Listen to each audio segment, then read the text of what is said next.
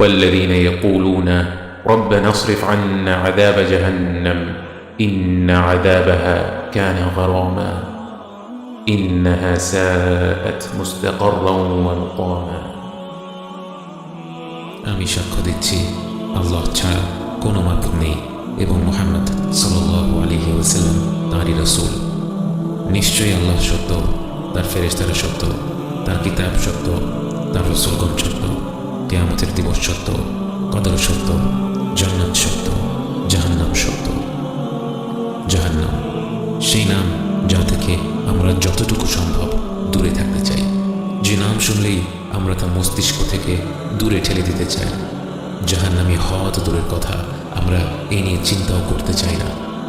কিন্তু জাহান্নাম সত্য এবং আল্লাহ আমাদেরকে এর ব্যাপারে সতর্ক করেছেন। আপনার নিজের সন্তান যদি আগুনের দিকে হাত বাড়ায়, আপনি বলবেন না তাকে আগুনের মতো ভয়াবহ বিষয়ের কথা বলে লাভ কি, ছোট মানুষ এসব কথা শুনলে ভয় পাবে। আপনি জানেন সে আগুনে হাত দিলে তার হাতটা পুড়ে যাবে, তাই আপনি তার প্রতি ভালোবাসার কারণেই তাকে আগুনের ব্যাপারে সতর্ক করে দেবেন। পবিত্র কোরআনে যে বিষয়গুলো বারবার এসেছে তার মধ্যে একটি হলো জাহান্নামের ব্যাপারে সতর্কতা, কারণ আল্লাহ জানেন এই বিষয়ে মানুষ অনেক বেশি খামখেয়ালি। আল্লাহর রহমত অসীম এ কথা ভেবে অগণিত বান্দা জাহান্নামকে ভুলে সেই ভয়ঙ্কর পরিণতির দিকে নিজেদের ঠেলে দেবে। আল্লাহ জাহান্নামকে সৃষ্টি করেছেন অবিশ্বাসী মুনাফিক বান্দাদের জন্য এবং এমন সব বিশ্বাসীদের জন্য যারা অনেক বেশি পাপ অর্জন করেছে। জাহান্নামের আছে এক অতোষণীয় ক্ষুধা। সূরা কফে আল্লাহ সুবহানাহু ওয়া তাআলা বলেন, একদিন আল্লাহ জাহান্নামকে জিজ্ঞেস করবেন, তোমার পেট কি ভরেছে? জাহান্নাম বলবে, হাল মিন মাজিদ, আরও কিছু আছে কি? রাসূল সাল্লাল্লাহু আলাইহি ওয়াসাল্লাম বলেন, জাহান্নামের প্রান্ত থেকে এর ভেতর একটি পাথর ফেলে দিলে সেই পাথর 70 বছর ধরে পড়তে থাকলেও এর তলায় পৌঁছবে না। জাহান্নামের আছে অনেকগুলো স্তর, যে যত নিচের স্তরে থাকবে তার শাস্তি তত বেশি কঠিন। সহিহ মুসলিমের হাদিসে এসেছে, রাসূল সাল্লাল্লাহু আলাইহি ওয়াসাল্লাম বলেন, তার চাচা আবু তালেব জাহান্নামের বাসিন্দাদের মধ্যে সবচেয়ে হালকা শাস্তি পাবেন। এই হালকা শাস্তি হলো তাকে আগুনের এক জোড়া জুতো পরিয়ে দেওয়া হবে, যার তাপের কারণে তার মস্তিষ্ক ফুটতে থাকবে। আল্লাহ যেন আমাদেরকে জাহান্নাম থেকে রেহাই দেন। আল্লাহ যেন আমাদের পরিবার পরিজনদেরকে জাহান্নাম থেকে রেহাই দেন। জাহান্নামের সবচেয়ে নিম্ন স্তরের জায়গা হবে মুনাফিকদের এবং তারা ভোগ করবে সবচেয়ে ভয়াবহ শাস্তিগুলো। জাহান্নামের বাতাস হবে সামুম, যা হবে অত্যন্ত শুষ্ক ও উত্তপ্ত, এবং জাহান্নামের পানি হবে হামিম, যা হবে ফুটন্ত পানির মতো গরম। সেখানে ছায়া থাকবে শুধুমাত্র একটি গভীর ধোঁয়ার ভেতরে, যেখানে শ্বাস প্রশ্বাস নেওয়াই দুষ্কর। জাহান্নামের আগুনের তাপ হবে পৃথিবীর আগুনের চেয়ে 70 গুণ বেশি। যে পৃথিবীর আগুন এক মুহূর্তের জন্য আমাদের শরীর সইতে পারে না, আমরা কি করে জাহান্নামের আগুন সহ্য করার কথা ভাবতে পারি? জাহান্নামীদের উদ্দেশ্য করে আল্লাহ তাআলা বলেন, فذوقوا فلن نزيدكم إلا عذابا। জাহান্নামে প্রতিনিয়ত শাস্তি বাড়তে থাকবে। প্রতিদিন যে শাস্তি দেওয়া হবে তা তার আগের দিনের চেয়ে বেশি হবে, অর্থাৎ এই শাস্তিতে কারো অভ্যস্ত হয়ে যাওয়ার সুযোগ নেই। একবার ভেবে দেখুন, এইভাবেই জাহান্নামের জীবন চলতে থাকবে 100 বছর নয়, 1000 বছর নয়, বরং অনন্তকালের জন্য। কোটি কোটি বছর পার হয়ে যাওয়ার পরেও শাস্তির পরিমাণ প্রতিনিয়ত বেড়েই চলছে। আল্লাহ যেন আমাদেরকে রেহাই দেন। এমন ভয়াবহ শাস্তির কথা ভাবলে আমাদের মনে প্রশ্ন আসতে পারে, মানুষ পাপ করেছে 70-80 বছর, তাহলে তার শাস্তি অনন্তকালের জন্য কেন? এর কারণ হচ্ছে তার জীবন শেষ হয়েছে আল্লাহর হুকুমে। তাকে যদি অনন্তকাল বেঁচে থাকার সুযোগ দেয়া হতো, সে অনন্তকাল আল্লাহর অমান্য করে যেত, সে অনন্তকাল অন্যের হক নষ্ট করে যেত, সে অনন্তকাল অবিচার করে যেত। তাই আল্লাহ সূরা নাবাতে বলেন, জাযাআউ ওয়াফাকা, এটাই উপযুক্ত প্রতিফল, এটাই উপযুক্ত শাস্তি। এই শাস্তির বর্ণনা শুনে মনে হতে পারে শাস্তিটা কি বড় বেশি কঠোর নয়? কিন্তু আল্লাহ হচ্ছেন আলিমুল হাকিম, তিনি সব জানেন, তিনিই সবচেয়ে বিজ্ঞ। যে শাস্তির বর্ণনা করা হয়েছে জাহান্নামীদের জন্য সেটাই উপযুক্ত শাস্তি। তাদের যদি এর চেয়ে অনুপরিমাণও কম শাস্তি প্রাপ্য হতো, আল্লাহ তাদেরকে ততটুকুই শাস্তি দিতেন। আল্লাহ যেন আমাদের সকল প্রকার শাস্তি থেকে বাঁচিয়ে রাখেন এবং আমাদেরকে হিসাব ছাড়া জান্নাতে প্রবেশ করার অনুমতি দেন। জাহান্নামের বাসিন্দাদের দেহ হবে আকারে অনেক বড়, তাদের চামড়ার পুরুতা হবে 42 জিরা এবং 1 জিরা হচ্ছে প্রায় 3 ফিট, অর্থাৎ তাদের চামড়া হবে প্রায় 120 ফিট পুরু। এবং তাদের শরীরগুলো হবে উহুদ পাহাড়ের মতো প্রকাণ্ড। তাদেরকে এত বড় শরীর দেওয়ার কারণ হচ্ছে তারা যেন তাদের শাস্তিগুলো আরও প্রবলভাবে অনুভব করতে পারে।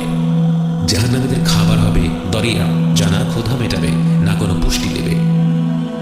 এছাড়া জাহান্নামীদের জন্য থাকবে জাকুম নামের এক গাছের ফল, যা খাওয়ার পর গলিত পিতলের মতো তাদের নাড়ি ভুঁড়ি পুড়িয়ে দেবে।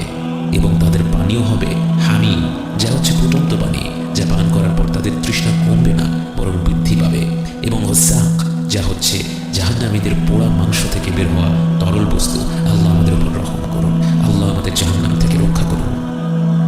যারা দুনিয়াতে মদ্য পান করেছে তাদেরকে জাহান্নামে পান করানো হবে তিনাতুল খাল, যা হচ্ছে জাহান্নামীদের গা থেকে বেরিয়ে আসা পুঁজ এবং ঘামের মিশ্রণ। আমাদের মধ্যে যারা মদ্য পান করেছি তারা যেন প্রত্যেকে তা থেকে তওবা করে ফিরে আসতে পারে। এসব খাদ্য এবং পানীয় বিদঘটে এতটা কষ্টদায়ক হওয়া সত্ত্বেও জাহান্নামীরা এগুলো খাবে এবং পান করবে। তাহলে ভেবে দেখুন তাদের অবস্থা কতটা ভয়াবহ হবে। জাহান্নামীদের কাপড় হবে আগুনের তৈরি এবং গলিত তামার তৈরি। মুসলিম শরীফে বর্ণিত হাদিসে এসেছে, আল্লাহ জাহান্নামের সবচেয়ে কম শাস্তি পাওয়া ব্যক্তিকে উদ্দেশ্য করে বলবেন, তোমার কাছে যদি গোটা পৃথিবীর সমান ধন সম্পদ থাকতো, তুমি কি জাহান্নাম থেকে রেহাই পাওয়ার জন্য তা দিয়ে দিতে? সে বলবে হ্যাঁ। আল্লাহ তখন তাকে বলবেন, আমি তো তোমার কাছ থেকে এর চেয়ে আরো অনেক অল্প কিছু চেয়েছিলাম। আজকে আমরা পৃথিবী ভর্তি সম্পদের জন্য নয়, বরং অল্প কিছু টাকা পয়সার জন্য আমাদের দিনকে ভুলে যাই। আল্লাহ যেন আমাদের হেফাজত করেন। যারাই এক আল্লাহকে বিশ্বাস করেছে, তার সাথে শিরক করেনি, তারা এক পর্যায়ে জাহান্নাম থেকে মুক্তি পাবে। প্রত্যেক ব্যক্তি যার পাপ ক্ষমা করে দেওয়া হয়নি, সেই পাপের জন্য সাজা পাবে। কোনো কোনো পাপ আল্লাহ সরাসরি ক্ষমা করে দেন, কোনো কোনো পাপের শাস্তি আমাদের পৃথিবীতেই পেতে হয়, এবং সেটাই হচ্ছে সবচেয়ে হালকা শাস্তি, যদিও দুনিয়ার জীবনে তা আমাদের কাছে অসহনীয় মনে হয়। যাদের পাপ এত বেশি যে আল্লাহর মাগফিরাত এবং পৃথিবীর শাস্তি দিয়েও সেগুলো মুছে যায়নি, তারা কবরের আযাব পাবে। কবরের আযাবের মাধ্যমেও যাদের সব পাপ মুছে যায়নি, তারা জাহান্নামের আযাব পাবে। এবং সেখানে কতদিন তাদের থাকতে হবে তা নির্ভর করবে তাদের পাপের উপর। কিন্তু নিঃসন্দেহে জাহান্নাম এমন একটি জায়গা যেখানে 1 মিনিটের জন্য থাকাও আমাদের পক্ষে সম্ভব নয়। সহিহ মুসলিমের হাদিসে বর্ণিত আছে, আল্লাহ রাসূল সাল্লাল্লাহু আলাইহি ওয়াসাল্লাম বলেন, জাহান্নামীদের এমন একজন ব্যক্তিকে কিয়ামতের দিবসের সামনে আনা হবে যে দুনিয়ার জীবনে সবচেয়ে বেশি বিলাসিতার জীবন কাটিয়েছিল। তাকে শুধু একটি বার জাহান্নামে ডুবিয়ে আবার উঠিয়ে ফেলা হবে এবং তাকে প্রশ্ন করা হবে, হে আদম সন্তান, তুমি কি কখনো কোনো আরাম উপভোগ করেছ?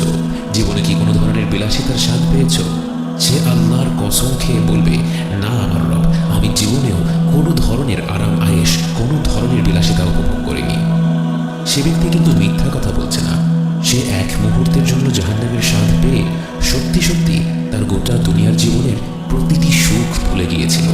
ভেবে দেখুন, যেই জাহান্নামে প্রবেশ করার সাথে সাথে আমরা জীবনের যত সুখ অনুভব করেছিলাম সব ভুলে যাব, সেই সুখগুলোর জন্য কি জাহান্নাম ক্রয় করে নেওয়া একজন জ্ঞানী ব্যক্তির কাজ হতে পারে?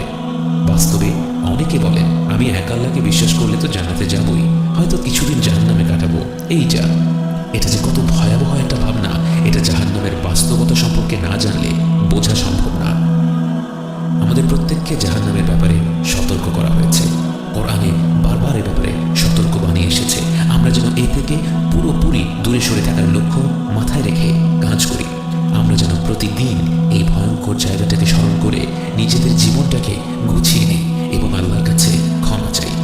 আল্লাহ যেন আমাদের অন্তরগুলো খুলে দেন, তার পবিত্র সতর্কবাণী শোনার এবং বোঝার তৌফিক দেন, জাহান্নাম থেকে আমাদের চিরকালের জন্য দূরে সরিয়ে নেন এবং হিসেব ছাড়া জান্নাতে প্রবেশ করার তৌফিক দান করেন।